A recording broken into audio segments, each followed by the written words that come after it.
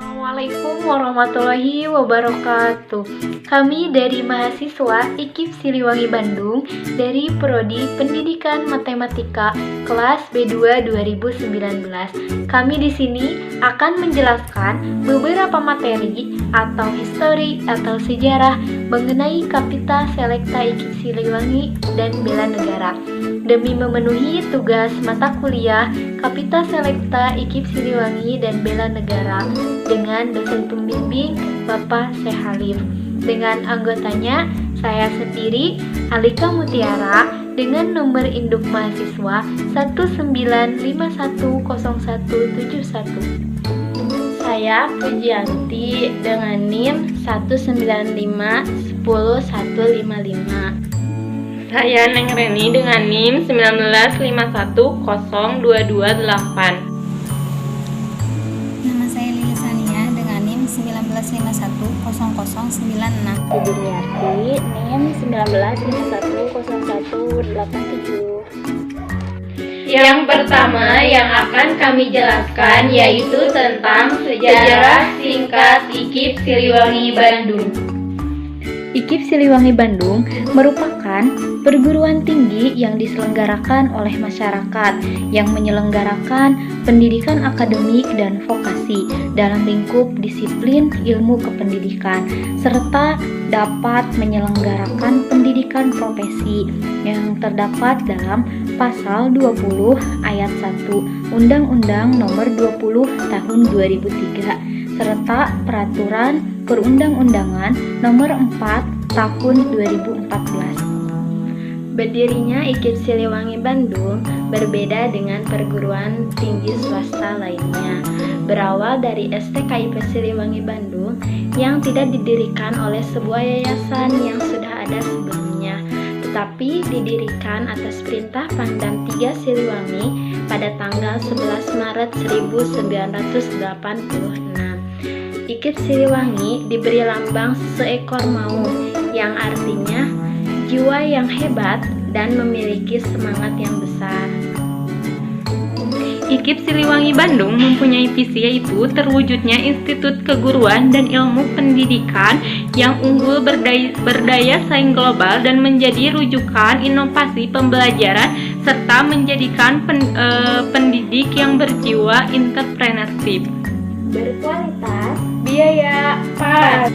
Materi selanjutnya yaitu tentang konsep bela negara. Apa itu negara?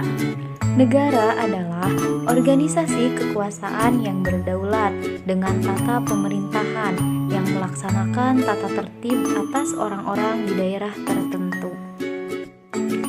Unsur dan fungsi negara terdiri dari yang pertama unsur negara yaitu satu wilayah, yang kedua penduduk, yang ketiga pemerintah yang berdaulat, yang keempat pengakuan dari wilayah lain. Sedangkan fungsi negara terdiri dari yang pertama fungsi pertahanan, yang kedua menegakkan keadilan, yang ketiga melaksanakan ketertiban, yang keempat mengusahakan kesejahteraan dan kemakmuran rakyatnya. Nah, mengapa negara perlu dibela?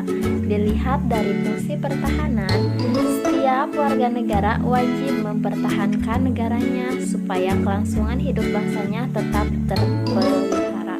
Dan dilihat dari aspek hukum, warga negara wajib membela negara karena berdasarkan pasal 27 ayat 3 Undang-Undang Dasar 1945 dinyatakan bahwa setiap warga negara berhak dan wajib ikut serta dalam upaya pembelaan negara.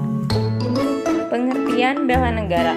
Bela negara adalah tekad, sikap, semangat, dan tindakan seluruh warga negara secara teratur, menyeluruh, terpadu, dan berlanjut dengan dilandasi oleh kecintaan pada tanah air, kesadaran berbangsa dan bernegara Indonesia, serta keyakinan akan kesaktian Pancasila sebagai ideologi negara.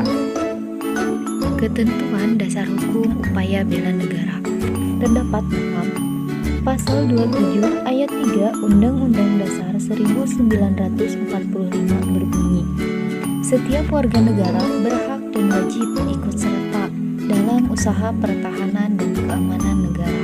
Yang kedua terdapat dalam Undang-Undang Nomor 3 Tahun 2002 tentang Pertahanan Negara. Bukan semata-mata kewajiban TNI karena harus melibatkan pula rakyat sebagai komponen cadangan dan komponen pendukung. Yang ketiga terdapat dalam pembukaan Undang-Undang Dasar 1945 alinea keempat. Isinya yaitu melindungi segenap bangsa Indonesia dan seluruh tumpah darah Indonesia, dan ikut serta melaksanakan ketertiban dunia yang berdasarkan kemerdekaan, perdamaian abadi, dan keadilan sosial. Yang selanjutnya yaitu konsep bela negara.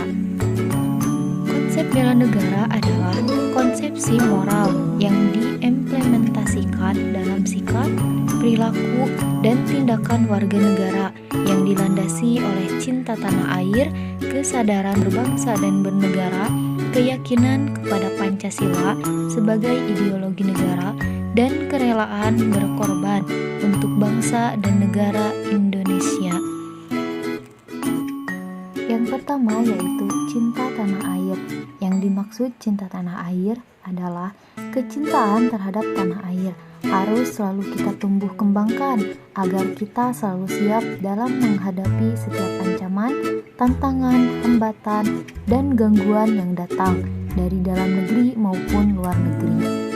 Kecintaan terhadap tanah air dapat dipahami melalui penguasaan pengetahuan dan pemahaman yang mendalam tentang wilayah Nusantara. Kecintaan terhadap tanah air dapat ditumbuhkan dengan sikap seperti berikut, yaitu kesadaran berbangsa dan bernegara Indonesia yang bercirikan sarwa Nusantara. Yang kedua, meyakini atas kebenaran Pancasila sebagai pandangan hidup dan ideologi negara. Konsep bela negara yang selanjutnya adalah rela berkorban untuk negara. Ciri-ciri perbuatannya yaitu mencurahkan perhatian, keahlian, tenaga, dan pikiran dalam menyelesaikan suatu kewajiban yang menjadi tanggung jawabnya. Yang kedua, mendahulukan kepentingan umum daripada kepentingan pribadi atau golongan. Yang ketiga, kerelaan berkorban baik jiwa dan raga untuk membela keutuhan dan kedaulatan sebagai bangsa dan negara. Konsep bela negara yang selanjutnya adalah yakin akan Pancasila sebagai ideologi bangsa. Dilihat dari segi bahasa, ideologi berasal dari kata bahasa Yunani, yaitu idea dan logi. Idea berarti gagasan atau buah pikiran, sedangkan logi berarti ajaran. Ideologi diartikan sebagai ilmu tentang gagasan atau buah pikiran. Pancasila sebagai ideologi adalah wujud dari pemikiran manusia tentang cita-cita yang sungguh-sungguh digenggam dan berusaha untuk diwujudkan. Konsep bela negara yang selanjutnya adalah rela berkorban untuk bangsa dan negara. Bela negara atau rela berkorban merupakan sikap dan perilaku warga negara Kesatuan Republik Indonesia yang berdasarkan Pancasila dan Undang-Undang Dasar 1945 dalam menjalin kelangsungan hidup bangsa dan negara seutuhnya. Kesadaran rela berkorban itu hakikatnya adalah berbakti pada negara dan kesediaan berkorban membela negara.